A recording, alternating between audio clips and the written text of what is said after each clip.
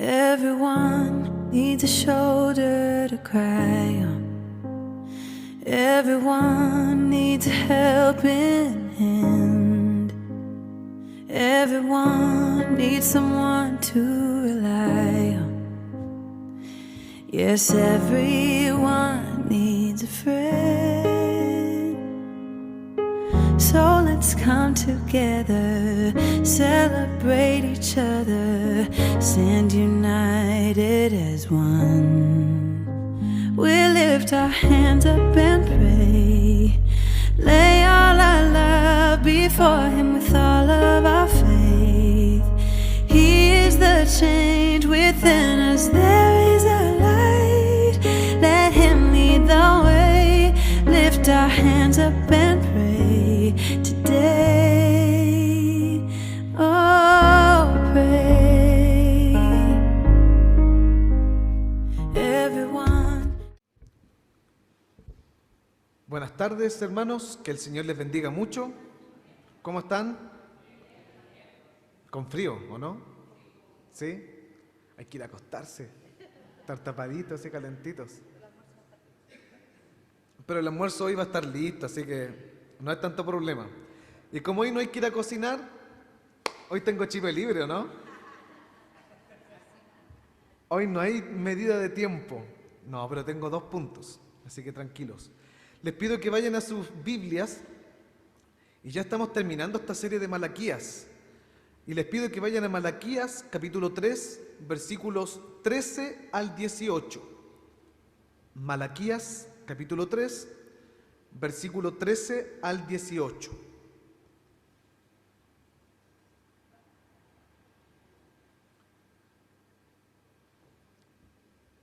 Si lo tenemos, me dice amén. ¿Amén? ¿Sí? Dice así la palabra del Señor. Vuestras palabras contra mí han sido violentas, dice Jehová. Y dijisteis, ¿qué hemos hablado contra ti? Habéis dicho, por demás es servir a Dios. ¿Qué aprovecha que guardemos su ley y que andemos afligidos en presencia de Jehová de los ejércitos? Decimos, pues, ahora, bienaventurados son los soberbios, y los que hacen impiedad no solo son prosperados, sino que tentaron a Dios y escaparon. Entonces los que temían a Jehová hablaron cada uno a su compañero, y Jehová escuchó y oyó, y fue escrito libro de memoria delante de él para los que temen a Jehová, y para los que piensan en su nombre, y serán para mí especial tesoro, ha dicho Jehová de los ejércitos. En el día en que yo actúe y los perdonare, como el hombre que perdona a su hijo que le sirve, entonces os volveréis y discerniréis la diferencia entre el justo y el malo, entre el que sirve a Dios y el que no le sirve. Amén. Ya ustedes saben, esta serie se llama Desacuerdos con Dios, y estamos llegando al más grande y fuerte desacuerdo que tiene Dios con Israel. ¿Qué sentido tiene servir a Dios? Israel ha llegado a esa conclusión.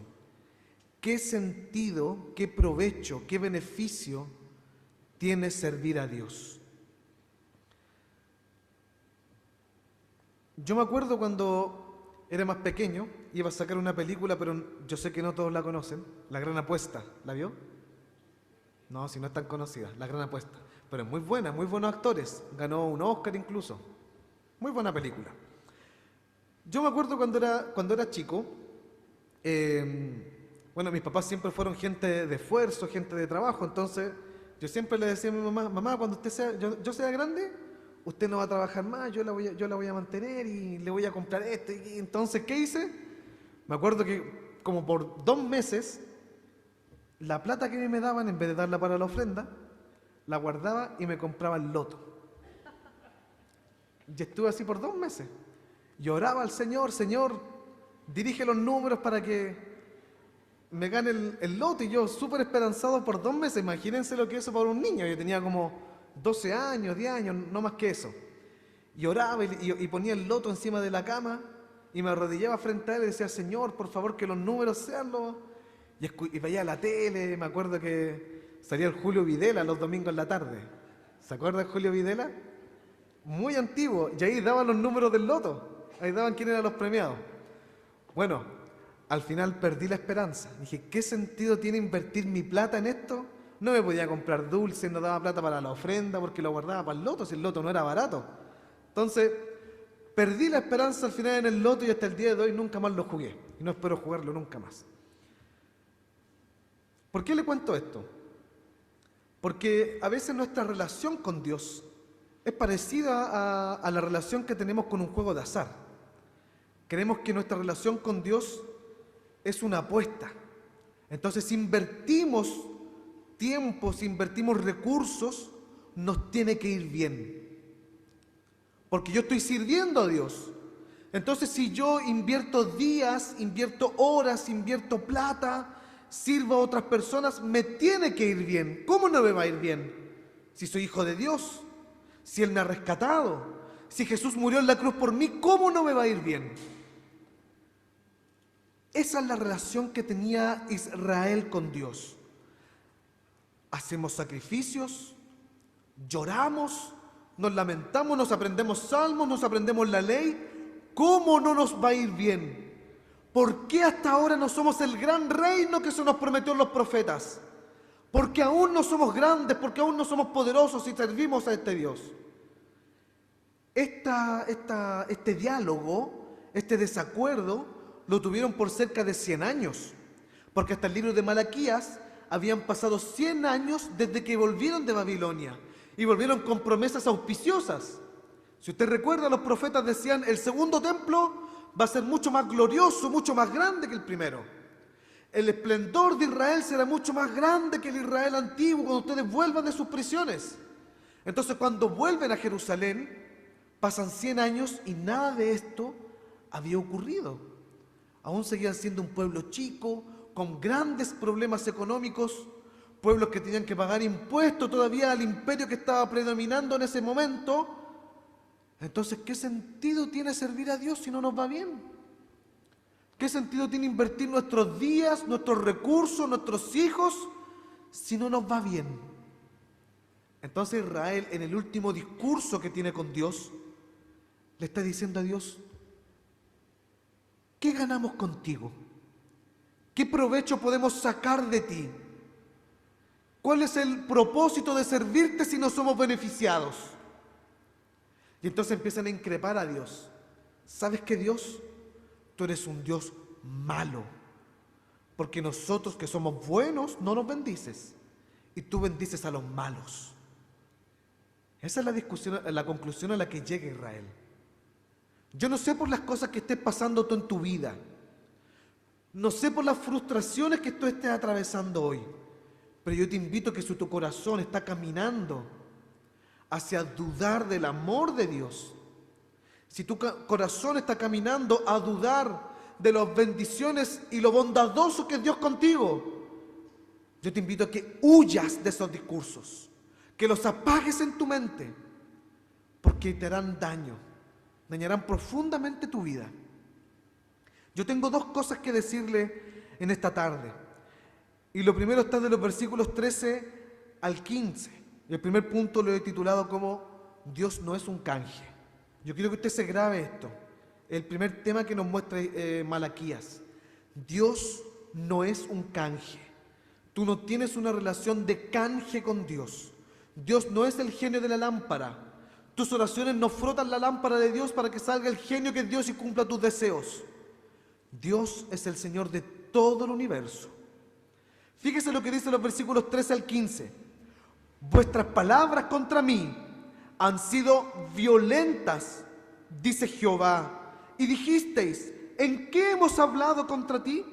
Habéis dicho, por demás es servir a Dios. ¿Qué provecha que guardemos su ley y que andemos afligidos en presencia de Jehová de los ejércitos? Decimos pues, ahora, bienaventurados son los soberbios y los que hacen impiedad. No solo son prosperados, sino que tentaron a Dios y escaparon. ¿Sabes que esta primera parte de este diálogo de los hombres con Dios, de Israel con Dios, es muy, muy violento? Si ya hacia atrás habíamos leído cosas de Israel muy malas, esta ya la embarró. Aquí se fueron al chancho. La primera cláusula del versículo 13 dice, vuestras palabras. Esto es tremendo, porque el texto original busca transmitir la idea de que Dios no está simplemente escuchando las palabras de ellos. Una traducción más correcta de vuestras palabras es vuestro discurso. Y el discurso, si nosotros nos ponemos a analizar qué es un discurso es lo que tú crees, lo que tú piensas, lo que tú predicas. Eso es un discurso. Los discursos muestran cuál es tu forma de pensar.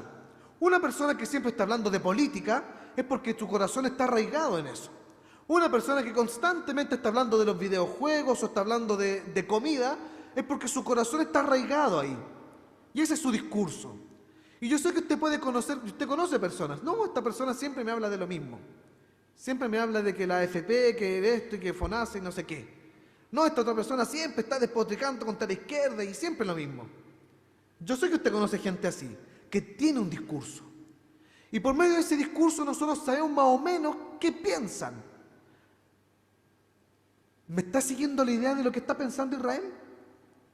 ¿Se fijan al punto en que ha llegado Israel en el pensamiento que ellos tienen sobre Dios? Dios, eres inútil. A esa conclusión han llegado. Ese es su discurso. Vuestras palabras constantemente están diciendo que servirme a mí es inútil, que soy un Dios impotente. Porque fíjese la parte final del versículo 15. Hay gente que ha tentado a Dios y escaparon. O sea, hay gente que es más habilidosa que Dios, porque se rieron de Dios, se burlaron de Dios, pero escaparon de Dios. O sea, Dios es un Dios débil. Es un Dios que no cobra venganza, es un Dios que no disciplina, es un Dios impotente. Y eso se ha transformado en el discurso de Israel. Entonces, hermanos, yo creo que aquí nosotros tenemos una aplicación práctica muy buena para nosotros. ¿Cuál es tu discurso de Dios? ¿Cuál es la imagen que tú tienes de Dios? En los 10 mandamientos hay un mandamiento que dice, no te harás imagen de Dios. Yo no sé si usted sabía que el mandamiento no está diciendo que usted haga una escultura de Dios. Cuando el mandamiento dice, no te harás imagen de Dios, está diciendo, no te harás una idea errada de quién es Dios. Ese es el mandamiento. No pensarás mal de Dios. Entonces, ¿qué Dios tienes tú en tu mente? ¿Tienes un Dios de canje? ¿Un Dios de que si tú le frotas la lámpara te tiene que obedecer a tus deseos? ¿Vienes aquí a la iglesia porque crees que eso es servir a Dios y entonces te irá bien? ¿Crees que venir a la iglesia te hace buena persona? ¿Cuál es la idea que tú tienes de Dios? ¿Tienes la idea de un Dios todopoderoso, glorioso, santo, que vale toda la pena invertir toda la vida porque Él es lo más grande que existe en el universo? ¿O ese discurso lo tienes solamente en la iglesia y en tu casa es otro el Dios que tienes? ¿Sabes qué? Dios no necesita escuchar tus palabras. Dios conoce tu pensamiento. Y por medio de tu pensamiento, Él conoce tus palabras. ¿Cuál es el discurso que tienes de Dios? ¿Qué estás hablando de Dios? Pero se pone un poquito peor esta cosa, porque después de que Dios dice, yo sé lo que ustedes están pensando, yo sé cuál es el discurso que tienen de mí, y saben, su discurso se ha hecho violento. Una traducción más correcta de violencia, o de estas palabras violentas, no es que ellos están diciendo garabatos contra Dios, no es que están diciendo improperio y que les da lo mismo, sino que la palabra correcta para traducir violencia es más bien, ustedes han perdido el respeto. Ustedes han perdido el temor. ¿Han visto cómo esos hijos que ya le responden una vez a los papás, después le responden otra vez, y de repente ya el cabro chico está respondiendo con palabras más fuertes y uno queda, mira este que es patudo? Bueno, esa es la connotación que Dios le está dando al pasaje. Dios está diciendo que ya se acostumbraron a hablar mal de mí. Ya se les hizo un hábito, ya les da lo mismo. Ya están acostumbrados a hablar cosas incorrectas de quién soy yo. Ya están acostumbrados a blasfemarme. Están acostumbrados a levantar las manos aquí en la iglesia y ser hipócritas. Y decir, Señor, te amo, te adoro, pero es mentira. Ya están acostumbrados. O sea, el pasaje está diciendo que nos hemos acostumbrado a este discurso. Se ha hecho común a nosotros. Ya es normal, ya está bien, ya está correcto. Israel está muerto. ¿Sabes qué? Cuando tu discurso, cuando tu costumbre de referirte a Dios de forma incorrecta ya se ha hecho algo cotidiano, es porque probablemente estás muerto. Es porque probablemente tú no eres de Dios. Probablemente tú no eres un escogido de Dios. Porque aquí el texto, en esta parte, le está hablando a los que no son de Él. Y yo te invito a que si tu pensamiento sobre Dios es un pensamiento incorrecto, si tú tienes un Dios diminuto, si tú tienes un Dios débil, impotente, arrepiéntete. Arrepiéntete. Porque Dios no es impotente, Dios es paciente. Dios no es injusto, Dios es misericordioso. Porque lo justo es que todos aquellos que tienen estos discursos sean consumidos por Dios, sean destruidos. Pero Él es grande en misericordia. Aquellos que se burlan de Dios y blasfeman contra Él, lo correcto es que Dios los destruya. Pero Dios es paciente. Dios no es impotente, Dios es paciente. Y el versículo después nos dice, versículo 14, pero la segunda parte.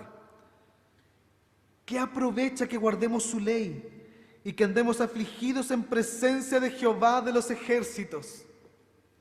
O sea, Israel está completamente apartado de Dios. Israel está diciendo, ¿para qué vamos a hacer todas estas cosas? ¿Para qué vamos a guardar todas estas leyes? ¿De qué nos ha servido guardar los 10 mandamientos, guardar el resto de las leyes? ¿Qué propósito tiene esto?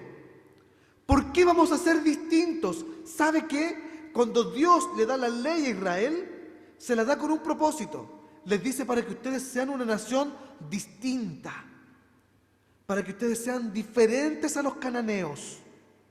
Si las mujeres cananeas andan semidesnudas, ustedes no.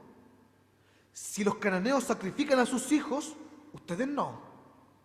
Si los cananeos son borrachos, son drogadictos, porque en esos tiempos ya había droga, ustedes no. Si los cananeos practican hechicería, brujería y ven las estrellas, ustedes no. Ustedes dependen de mí. No de la brujería, no de la suerte. Ustedes dependen de mí. Ustedes serán una nación distinta, diferente. Entonces, fíjese lo que está diciendo Israel. ¿De qué sirve que seamos distintos? ¿Qué provecho tiene que nos distingamos de los demás? Israel está diciendo, hagamos lo que hacen los demás. Allí hay provecho, allí hay bien. Allí todo saldrá bien. Escuchemos lo que escuchan los demás. Hablemos lo que dicen los demás. Veamos lo que ven los demás. Practiquemos lo que practican los demás. Porque ¿para qué vamos a ser distintos si no hemos sacado ningún provecho? Y sabes, tal vez tú dirás, no, yo estoy lejos de eso, pero déjame decirte, está muy cerca de eso. Tal vez tú ya abrazaste ese discurso, sin darte cuenta. Me gustaría que tú hicieras el análisis de tu corazón y vieras cuánto te pareces tú al mundo. ¿Cuántos hábitos tienes en tu vida que se parecen a los hábitos del mundo? ¿Puedes hacer ese análisis, esa reflexión? Si tú te paras al lado de alguien que no conoce a Cristo, ¿en cuánto te diferencias de Él? Tal vez te parecen mucho. Tal vez no hay mucha distinción. Y si no hay mucha distinción, es porque probablemente abrazaste este discurso. ¿Qué importa si nos parecemos a ellos? Si ser como Dios manda no tiene ningún propósito, no tiene ninguna bendición. Tal vez tú no lo dices, pero día a día, con tus prácticas cotidianas, todos los días, probablemente te pareces mucho al mundo ya. Y abrazaste al mundo. Y eres como ellos.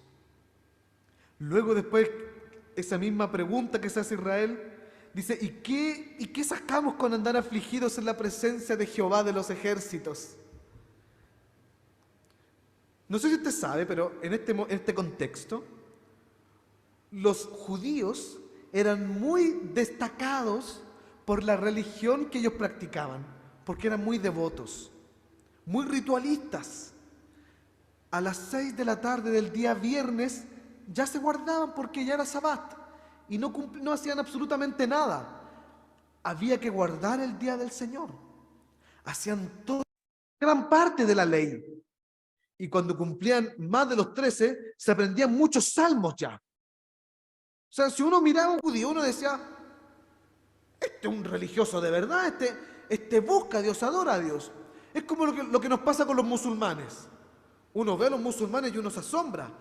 Oran 5 veces al día, se saben la Torá prácticamente de memoria, son muy disciplinados con su religión. Bueno, los judíos están diciendo, ¿qué sacamos con ser así? ¿Qué sacamos con andar con los ojos tristes? ¿Qué sacamos con andar con la cara como con tristeza delante de Dios si en verdad no sentimos arrepentimiento?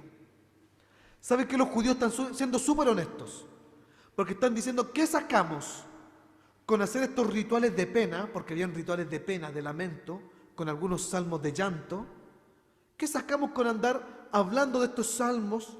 ¿Qué sacamos con poner la cara triste como que estamos afligidos? Si en verdad no. ¿Pasa eso entre nosotros o no? Déjame preguntarte algo.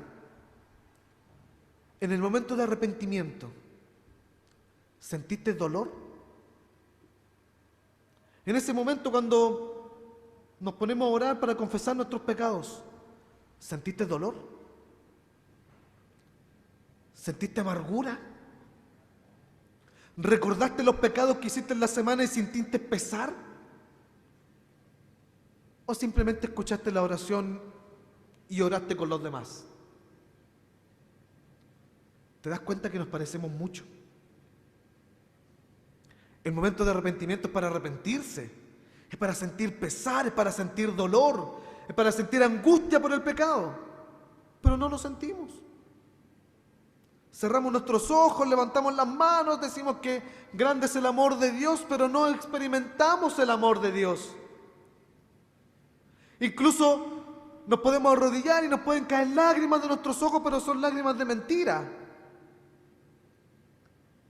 Entonces tenemos un gran problema, porque nos hemos transformado en religiosos mentirosos.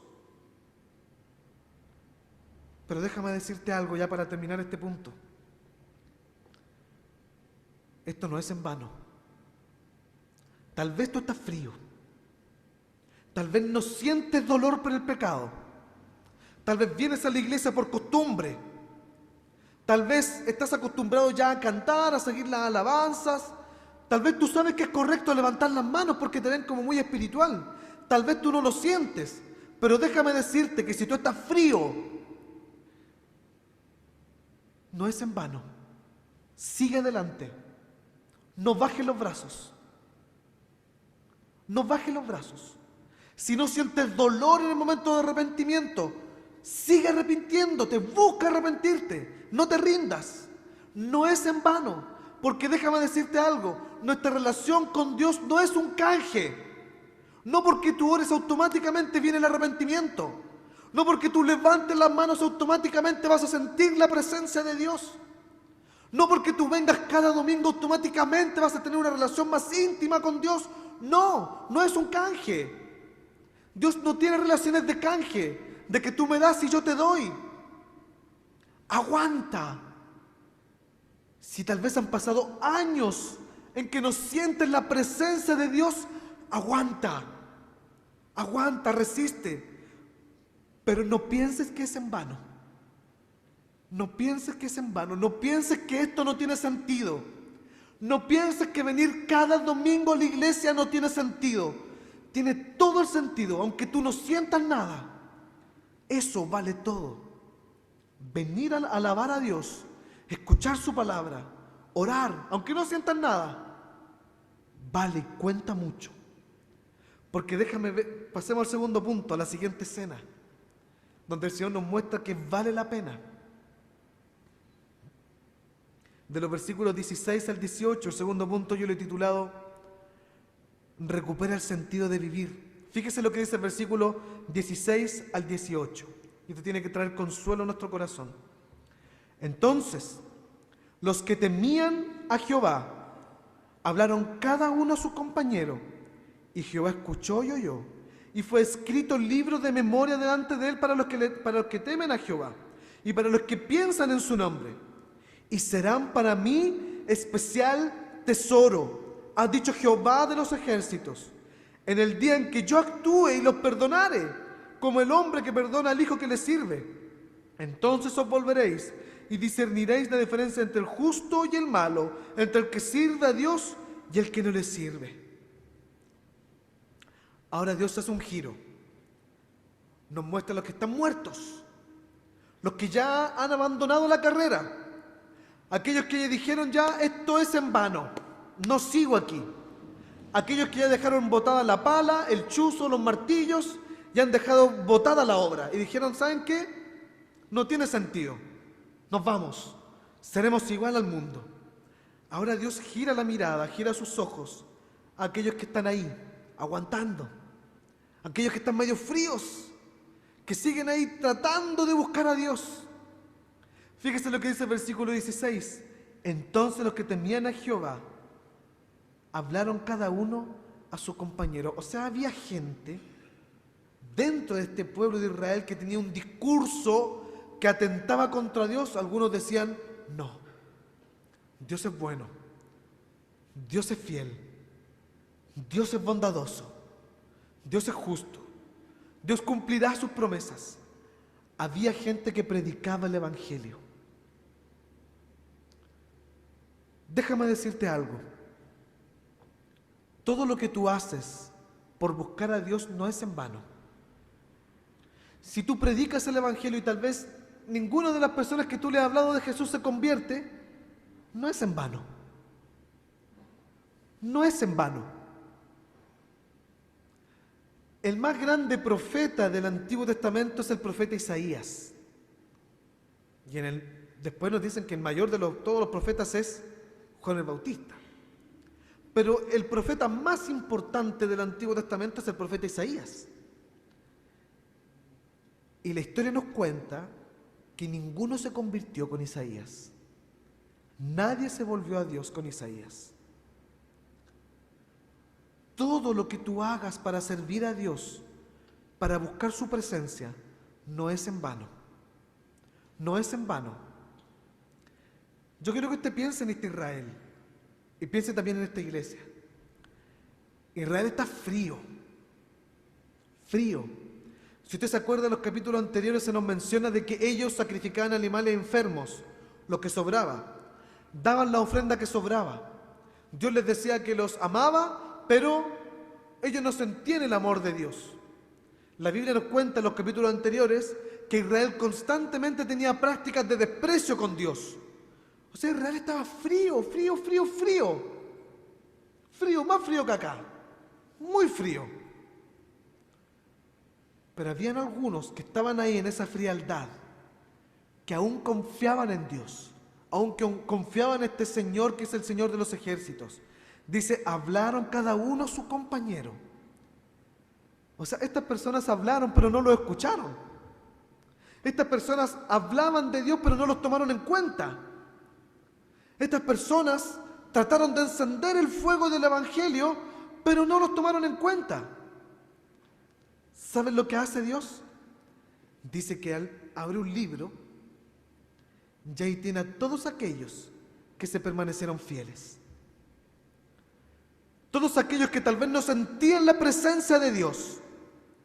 Todos aquellos que no veían las obras poderosas de Dios, pero se mantuvieron fieles. Dios tiene un libro y ahí tiene escritos los nombres de aquellos que fueron fieles. ¿Sabes qué? Cada cosa que tú haces por el Señor, cada tiempo devocional, Cada culto dominical al que vienes, el Señor lo considera. Tal vez no lo haces de la forma correcta. Tal vez está frío. Tal vez tu corazón está apagado. Pero Dios tiene un libro y lo considera. Y fíjate lo que pasa con aquellos que Él considera y tiene puesto en su libro. Dice, ellos me piensan, dice, para los que piensan en mi nombre, serán para mí especial tesoro.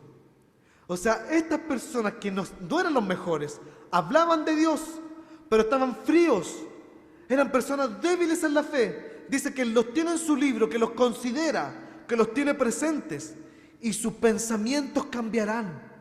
Los pensamientos de esas personas serán pensamientos enfocados en Dios. Entonces fíjate el paralelo. Hay unos que tienen en su mente, Dios es impotente, Dios es malo, Dios aprueba a los que son impíos, Dios bendice a los injustos. Ese es un grupo. Y hay otro grupo de gente que piensa, Dios es bueno, Dios es justo, Dios es bondadoso. Hay que seguir firmes, hay que seguir adelante. No siento la presencia de Dios, pero sigo adelante. No siento el mismo gozo que hace años atrás, pero sigo adelante. La cosa está mal, la cosa está fría, pero sigo adelante. ¿Sabes qué? Eres especial tesoro en los ojos de Dios. Si tú eres de esos que está frío, pero sigue adelante, eres especial tesoro en los ojos de Dios. Me gusta cómo lo traduce Juan Calvino. Juan Calvino lo traduce muy bonito, porque Juan Calvino lo traduce especial tesoro. Dice, ustedes serán un tesoro peculiar. Y usa la palabra peculiar porque ustedes son extraños. Ustedes son raros. Yo eso lo encuentro maravilloso. Porque no es que nosotros seamos especiales como que seamos oro brillante, maravilloso, y seamos o perlas de esmeralda, no sé. No es ese tipo de especial. Calvino nos dice que la traducción más correcta es que Dios se refiere a nosotros como raros, como extraños, como algo difícil de encontrar, como ese punto blanco en medio de toda la oscuridad. Son extraños. Lo normal es que la gente sea de esta forma. Lo normal es que la gente invierta sus vidas en ellos mismos. Lo normal es que la gente, todos se parezcan entre ellos. Lo normal es que todos practiquen las mismas cosas. Pero ustedes son raros porque ustedes no. Lo normal es que la gente invierta toda su vida en sus sueños y en sus planes. Pero ustedes son raros porque ustedes no. Ustedes no invierten sus vidas en ustedes mismos. Ustedes son raros. Y ese es un tesoro. Esa gente rara, esa gente que no se parece al mundo, es un tesoro. Y el Señor dice, son mi especial tesoro, mi tesoro raro, mi tesoro peculiar, mi tesoro extraño. Y fíjate lo que hará con ese tesoro raro, con esas personas que están frías, que están débiles, pero se mantienen ahí y siguen adelante. Fíjate lo que dice el texto. El día en que yo actúe, los perdonaré. Como el padre o el hombre que perdona a su hijo, porque la traducción correcta es como el padre que perdona a su hijo. A mí esto me quebranta mucho, porque tal vez tú estás frío, tal vez tú estás lejos de Dios, pero sabes que Él te está llamando y te está diciendo, ven, ven, no importa cómo estés, ven a mí, porque yo soy un padre como el que perdona a su hijo. ¿Qué padre no perdona a su hijo? ¿Qué papá no perdona a su hijo? No importa qué es lo que le haya dicho. Si el hijo viene y se arrepiente, ¿qué padre no lo perdona? Bueno, Dios está diciendo, tú has estado frío, tú has invertido tus días, tu tiempo en otras cosas, te has entretenido en otras cosas, has abandonado la relación que teníamos nosotros, pero yo te perdono, ven, ven, Ven a Jesús. Tal vez estás frío. Tal vez tu corazón se ha endurecido.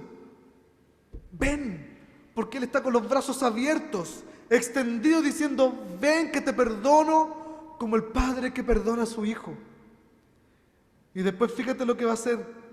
Entonces os volveréis, serán transformados, su mente va a cambiar, el discurso que ustedes tenían va a cambiar, sus corazones que estaban fríos serán encendidos y van a poder discernir entre el justo y el malo, entre el que sirve a Dios y el que no le sirve. Van a ver la diferencia. Yo encuentro eso maravilloso, porque el Señor sabe lo que está prometiendo, que tus ojos se van a desarraigar de la tierra. Cuando tú saques tus ojos de la tierra, te vas a dar cuenta de quién sirve a Dios, de lo bueno que es Dios con los que sirven a Él, le sirven a Él. Y te vas a dar cuenta de la diferencia de aquellos que no le sirven. Si tus ojos están clavados en este mundo, tú no vas a ver la diferencia. Si tus ojos están clavados en esta tierra, tú no vas a ver diferencia. Tú vas a decir: el malo es bendecido, porque tus ojos están clavados en este mundo. Tú deseas los tesoros de este mundo. Pero cuando tus ojos estén clavados en Cristo, cuando tus ojos estén puestos en la cruz, cuando tus ojos estén puestos en el Cordero, entonces dirás: qué bueno que es Dios, qué maravilloso que es Dios, qué glorioso que es Dios. Con esto voy terminando, porque esta parte final del versículo está amarrado a una cláusula anterior. En el versículo 17 dice: el día en el que yo actúe. Eso ya pasó. Ese día en que Dios actuó, ya pasó. Ese día en que Jesús fue crucificado en la cruz, ese día en que Jesús fue escupido, abofeteado, ofendido, ese día en que su espalda fue azotada, ese día en que sus manos y sus pies fueron atravesados por los clavos, ese día en que su costado fue atravesado por la lanza del soldado, aquel momento en que pusieron una corona de espinas, en ese día Él actuó. Ese día Él volvió tus ojos a la cruz para ver al crucificado. Aquí estoy para perdonarte, con los brazos así de extendidos. Si tú aún estás dudando del amor de Dios, mira los brazos extendidos de Cristo en la cruz y te vas a dar cuenta de cuánto te ama Dios, de cuánto te considera Dios. Así que servir a Dios vale la pena. Vale la pena. Sigue adelante, hermano. Sigue firme, porque va a llegar el momento en que vas a sentir la presencia de Dios en tu vida y vas a decir: vale la pena. Vale la pena estar aquí en la iglesia con frío. Vale la pena servir al Señor. Oremos. Señor Padre Celestial, perdónanos, porque tal vez con nuestras palabras no decimos que no tiene sentido servirte, pero sí con nuestros hechos, con nuestras prácticas. Perdónanos, porque hemos invertido nuestras vidas en cisternas que están rotas. Hemos invertido nuestras vidas, Señor, en cosas que no traen beneficio. Perdónanos porque hemos invertido nuestras vidas en cosas que están muertas, Señor. Perdónanos. Queremos beber de tus aguas. Queremos disfrutar de ti. Queremos estar en los pastos a los cuales tú nos quieres llevar, Señor. Señor, trae el sentido de la vida, Señor, a nuestros corazones. El único propósito de la existencia es servirte a ti, Señor.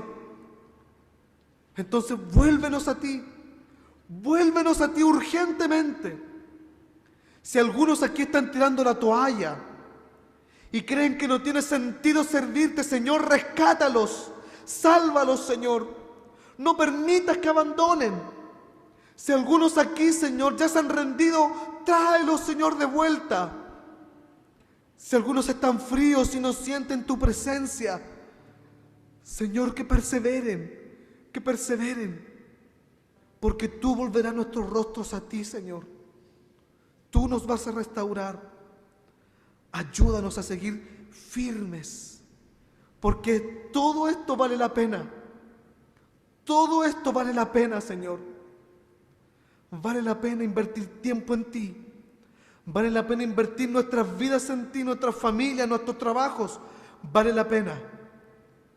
Tal vez estamos en pobreza, no importa. Vale la pena. Tal vez estamos pasando una crisis matrimonial. Señor, ayúdanos a seguir firmes en ti, porque vale la pena seguir firme en ti.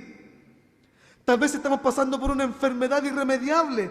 Señor, vale la pena estar firme en ti. Vuelve nuestros ojos hacia la cruz para mirar ese inmenso amor que tú has derramado, Señor. Vuélvenos a ti, Jesús. En el nombre de Jesús. Amén, Señor.